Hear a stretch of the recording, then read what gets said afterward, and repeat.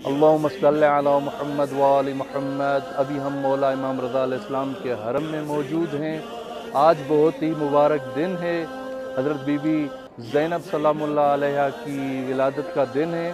5 जमादिल अव्वल है और इस मुनासिबत से मौला इमाम रज़ा अलैहिस्सलाम के हरम को देखें, बीबी ज़ैनब सलामुल्लाह अलैहा के बैनरों से सजाया हुआ है। परस्तारे करबला एक लक़ब है बीबी ज़ैनब सलामुल्लाह अलैहा का।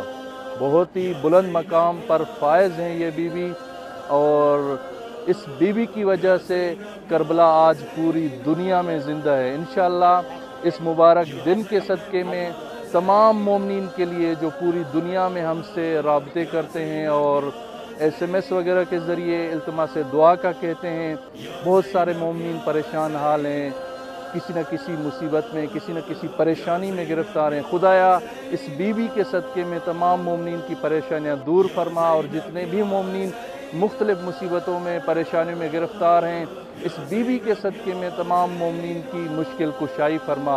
और जितने भी मोमिनीन पूरी दुनिया में इमाम रज़ा अलैहिस्सलाम के हरम की ज़ियारत के मुतमन्नी हैं, खुदाया आज के दिन के सदक़े में आपसे इल्तिमास करते हैं, मौला की ज़ियारत तमाम मोमिनीन को नसीब फरमा। वस्सलामु अलैकुम व रहमतुल्लाहि व बरकातुहू।